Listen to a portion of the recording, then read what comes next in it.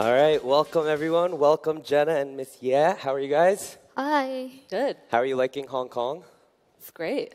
First time for you? Yeah, it's stunning, it's beautiful, and it's very hot. I'm not used to that. And it's my second time. First time, I remember I visited the Hong Kong Facebook office. It's really great. And I think these people are very nice, great. And the RISE conference is my first time attend this. And I met many, many brilliant people like you. And I'm so exciting. Yeah. What's it like? Let's take a step back. What's it like to be a YouTube influencer? What's like? How does it feel? You could go ahead, answer. I don't know.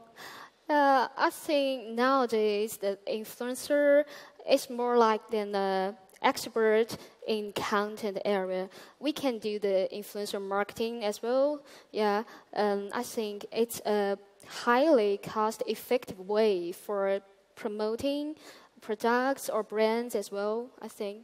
Yeah. Yeah, I think it's like a bizarre sort of middle ground between a traditional celebrity and, you know, just a person that you know. It's a very weird area because everyone knows your life and yet maybe you don't know, I don't know you, you know, but everyone can see into my life or Miss Ye's life. It's a bizarre feeling, but it's just really cool. Yeah. How do you engage with fans? You both, you know, Jenny, billions and billions of videos. It's with a B. Obviously, there's going to be a lot of engagement online that comes with that. A lot of good comments, some bad, I imagine. How do you engage with them? Like, how much energy do you put toward that? Well, that's funny because that's changed over time. So in the past, maybe it was just YouTube or Facebook, and now it's Snapchat, Instagram, Twitter. We've recently started live streaming on Twitch within the last couple of years. So now we're like interacting with our audiences live, which is really fun and different. And I think it changes over time, but it's always the same thing is you know me and we talk to each other on a different platform maybe in the future. So. Yeah, I think Jenna is very care about the feedback. Yeah. But I think now, at this moment, I think Miss Ye's channel should do some different because I barely speak in my videos and it's a silent movie and they can't reach my real personality. So I really want to do more vlog or a Q&A like you. So I should learn a lot from Jenna. It's scary, though. It's very vulnerable to put yourself out there. So, I mean, it's scary. Yeah, I think you can do it. You already have a very strong, clearly personality and your unique content. And I think it's really great. I saw all of your videos. Oh, it's amazing, I think. Maybe we'll collaborate further. I'm down. Yeah. Do you ever feel pressure? I mean, do you ever feel like, you know, what if my next 5 videos just don't hit the, you know, however many million mark? What happens? I remember I uploaded my first video at last year, and I do the content. I'm becoming a content creator about 1 year, and I think I should expand my brand, my content, and add more area in my content. Also, I'm a food content creator. I think I can do makeup as well. I remember I used to did a video. I used all kinds of food to make up. Yeah, it's funny. And maybe I can go outside office to travel. Yeah, I think I can add more areas in my videos. Yeah. I mean, obviously in the back of your mind, you're concerned about your numbers, but the most important type of content to make is whatever feels true and authentic to you. So Miss Ya may have been doing cooking videos for a long time, but then after so many years, you're like, I'd like to do something else. So we really do hope that our audiences invest in us as people, and that if I choose to make a dog bed out of soap or turn myself into a chair, that my audience would still enjoy it because it's making me happy at this point in my life. Oh, by the way, I love your dog so much. Thank you. But you know what I mean? So it's more about you want to do stuff that fulfills you as well as your audience, and the numbers, to me personally, are completely secondary. You can't chase numbers. You've also grown a lot, Jenna, right? As someone who started by putting videos on YouTube, then you branched out into Sirius Radio XM. You've branched out into, as you mentioned, Twitch, doing a lot of different sort of verticals, right? Some of them being business as well, bringing in some partnerships, things like that. Is that nice to sort of refresh your job? Yeah, absolutely. I mean, I know a lot of people that just do YouTube and they upload every day and, they get burnt out from making the same type of content or doing the same thing because it's not personally fulfilling to be on a treadmill, like a hamster wheel for your whole life. So doing different things has given me an opportunity to just express different parts of myself. And, I have a podcast with my boyfriend where we just sit and talk about almost nothing, but that's fulfilling, So I think it's really important for people that want to be creators on the internet is to explore other parts of what they can share and how they share them. And Miss Ye, talk to us about influencer marketing. How have you explored that area? Where would you draw the line with working with a company or an advertiser? Yeah, because I'm from Sichuan province, China, and I know the Chinese marketing.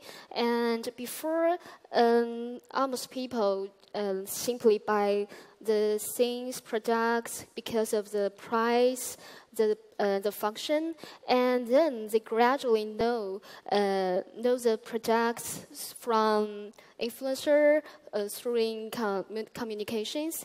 And nowadays, I think I think the time is changing to the content e-commerce, and they will buy because of your interesting content. And take my own example, I used to collaborate with the Huawei cell phone. It's a Chinese cell phone, Huawei cell phone, to cook in my video, and I use it as a cutting board, and also I use it to smash the garlic, and I even wash it to show its a waterproofing function. Even it's a little bit, although it's a little bit weird, I think I can show another side of this cell phone function as well, and they maybe will buy the products because of my interesting content. So I think it's a mega trend of influencer. The influencer marketing is a mega trend. Are there some companies that you would say no to? I would choose to pick the right, maybe fit for me. Yes. And Jenna, how about you? I mean, you must get reached out to constantly. When do you actually say yes? When do you say no? I mean, I have a little bit of a different experience on my main channel. I don't do any branded content. I think I started on YouTube a little before it was even, required for you to disclose that it was an ad. So I come from a place on the internet where that felt very I don't want to do that. I've just continued that. I guess so I do turn down branded content because I don't want to feel like I'm just trying to get people to buy things. But I do it on my podcast, and yeah, I mean, it happens. My Twitch stream as well.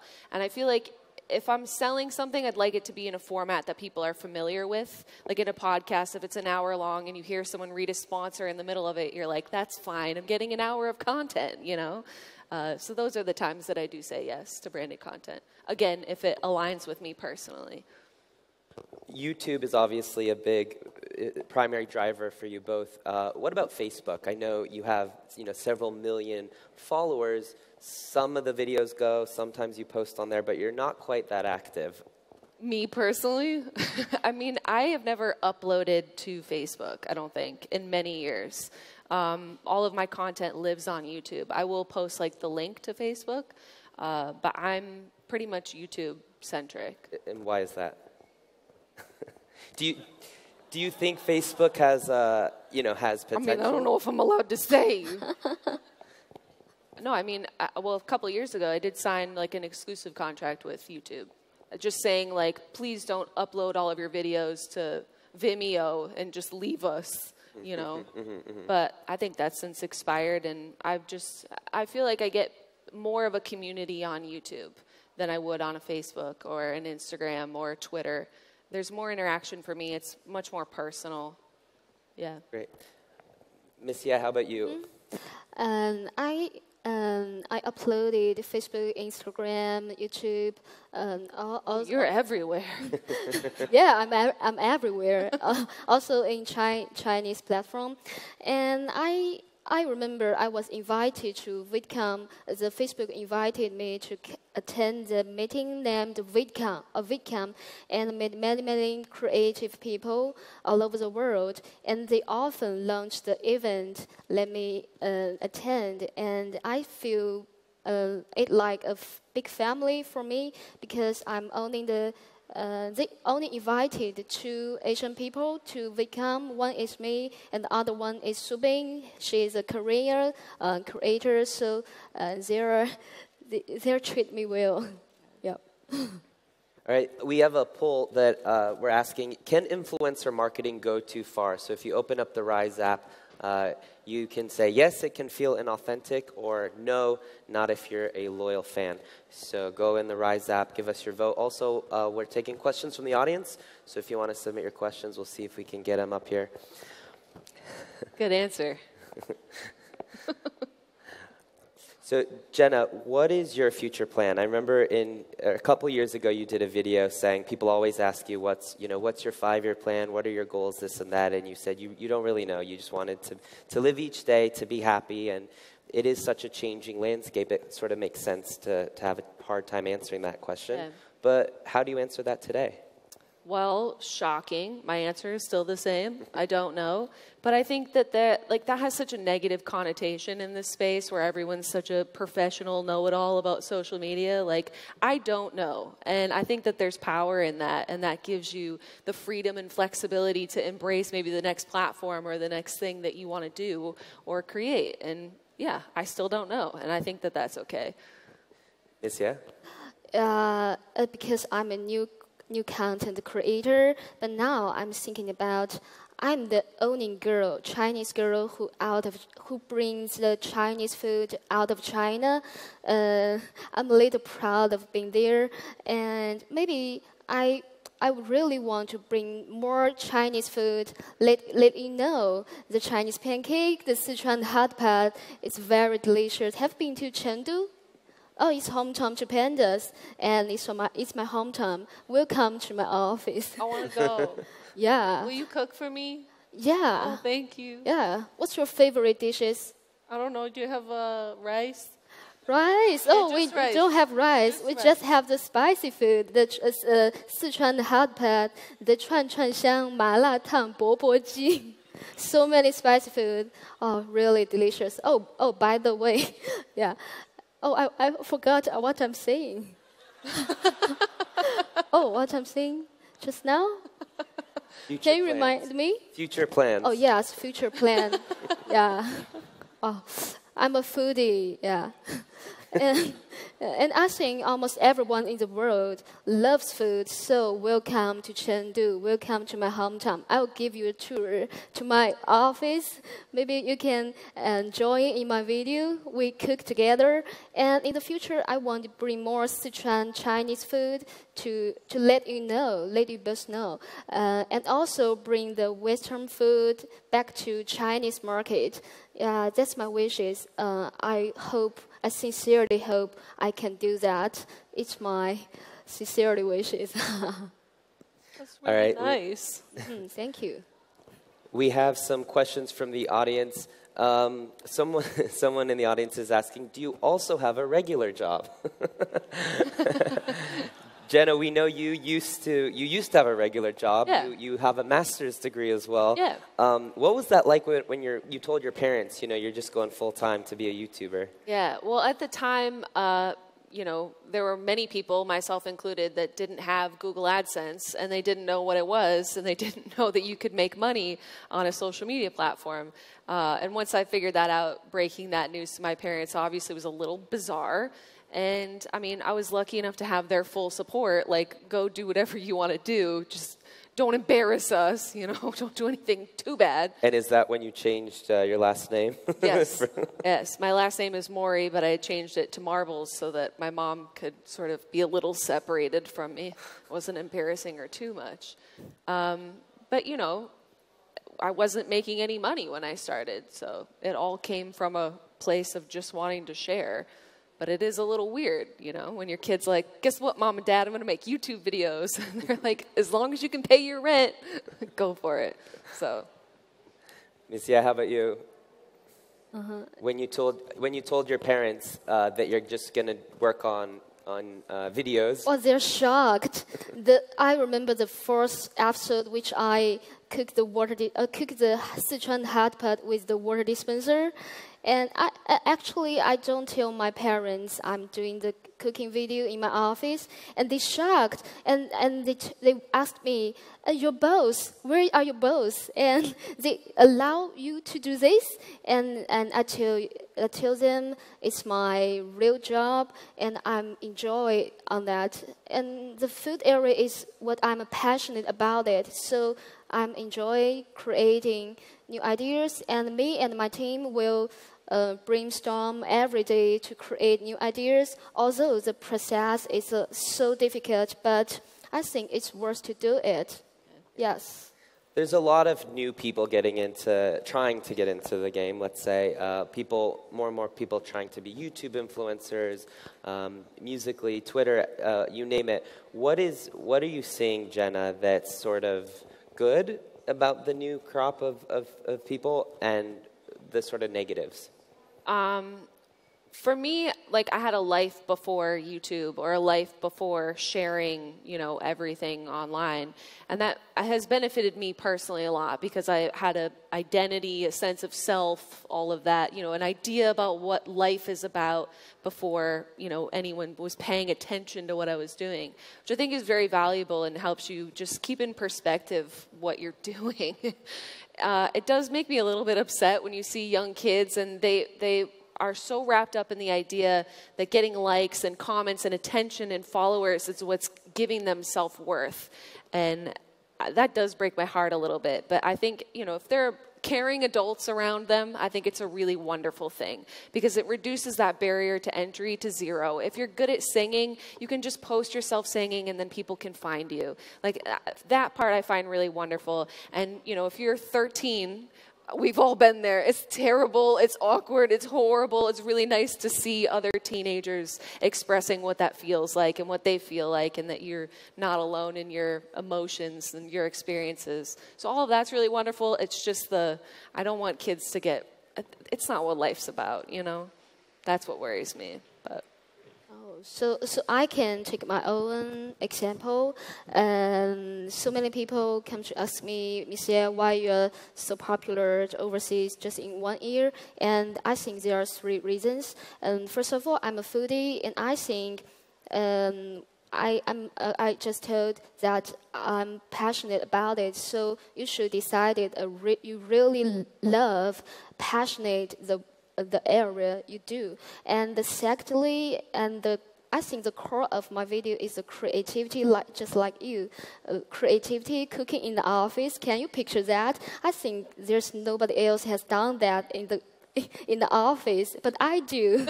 And they're curious. Whoa, what's that girl do? Oh, it's her real office, and the colleagues are real, and they have many questions on that.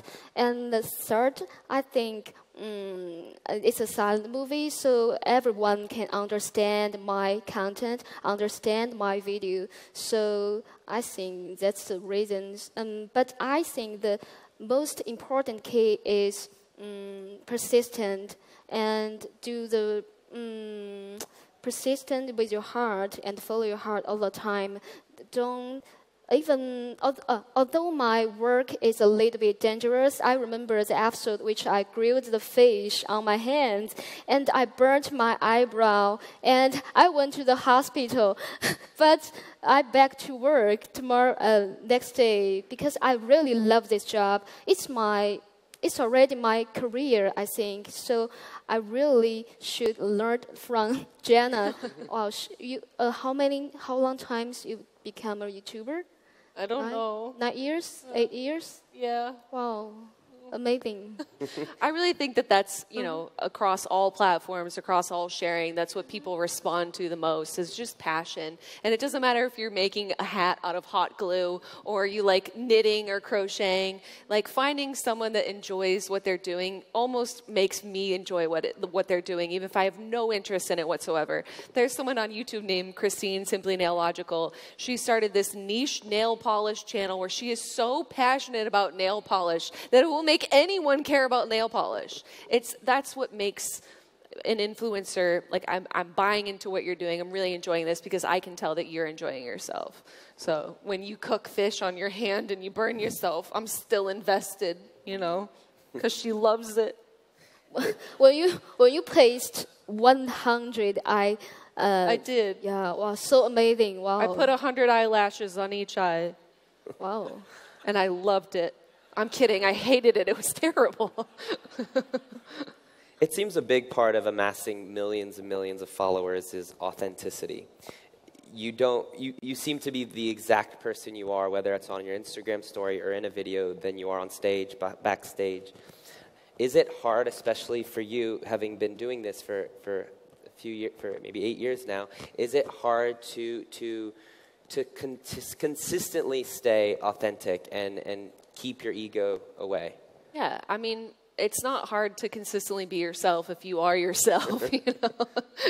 But I think I understand your question. Yeah, I mean, I have a regular life. You know, I wake up every day. We go to the grocery store, the gym. We make dinner. Like, I'm alone in my house for the most part, so it's very easy to remain yourself. With your dogs? With my dogs, yeah. Those are the things that are important to me, so I make sure to designate my time according. Yeah, and I have a pig. I have a You have a pig pig? in my office. Yeah. You've been hiding the secret from welcome me. to my office. Can I meet your pig?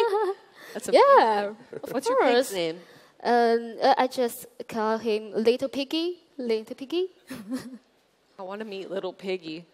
We'll take one more audience question. Aside from the number of views, comments, and shares your videos get, do you track any data or user behavior related to your content, and does that help inform your future videos?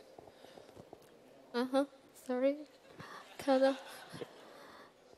I mean, I look at my analytics, but I try not to, you know, pay attention to it. Because, again, you know, like I said, making what you want to make is important. So if I was looking at, you know, my demographics and who are they and what are they going to like, and I started catering what I made to that, I feel like it's going to come across as fake from me, and it's just sort of like a, you know, what's the point, man? What's the point? So I try not to pay attention. Maybe that's bad advice. Probably is. And also, I'm from China, and I read the comments on Facebook, YouTube every day, and they will give so many feedback comments to let me do the Western food, like the afternoon tea and the pizza, and I ordered, and they were so, oh, Missy did that. Yeah. Well, comments are totally different. Yeah, we should care about the feedback. Yes. Yeah. Absolutely. All right, let's see if we can pull up that poll that we asked earlier in the app about influencer marketing. All right, so it was about 70%, it seemed, of people saying, there we go, or 82. So 82% say yes, it can feel authentic, and another 20 say not if you're a loyal fan. Well, this was a great talk. Thank you. In real life, Miss Ya and Jenna Marbles. Thank you, guys. Thank you, guys.